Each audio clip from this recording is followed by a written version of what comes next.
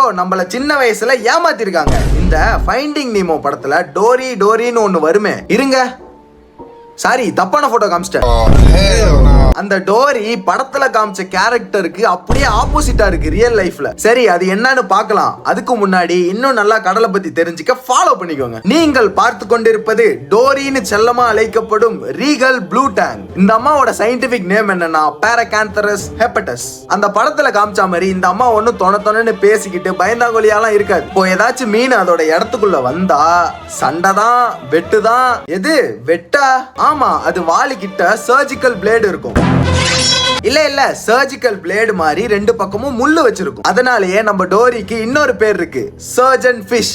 அதான் இந்த ஆபரேஷன்லாம் பண்ணுவாங்கல்ல அப்படி.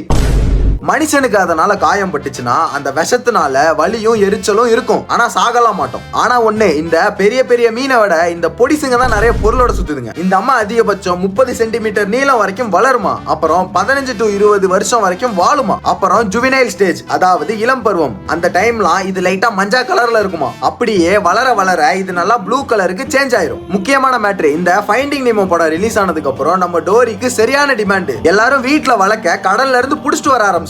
மத்த மீன் மாதிரி நம்மளால டோரிய ஈஸியா வீட்டுல வச்சு இனப்பெருக்கம் பண்ண வைக்க முடியாது. சோ அதிகமா அதை கடல்ல இருந்து தான் புடிச்சிட்டு வராங்க. இதனால பவளப்பாறையோட ஈகோ சிஸ்டம்கே டேமேஜ். அதான் மனுஷன் சும்மா இருந்தாலே போதும் எல்லாம் நல்லா இருக்கும். சின்ன வயசுல அந்த படம் பார்த்துட்டு டோரிக்கு ஞாபகம் மருதி இருக்கிறதெல்லாம் உண்மைன்னு நினைச்சிட்டு இருந்தேன். என் சிறுவயது ஒரு பொய்யாக இருந்தது. என்னடா படத்துல வரதெல்லாம் நீ நம்பி இருக்க அப்படின்னு நீங்க கேட்கலாம். என்ன பண்றது, அப்போ சின்ன புள்ள, பிஞ்சு மனசு, ஏமாத்திட்டாங்க.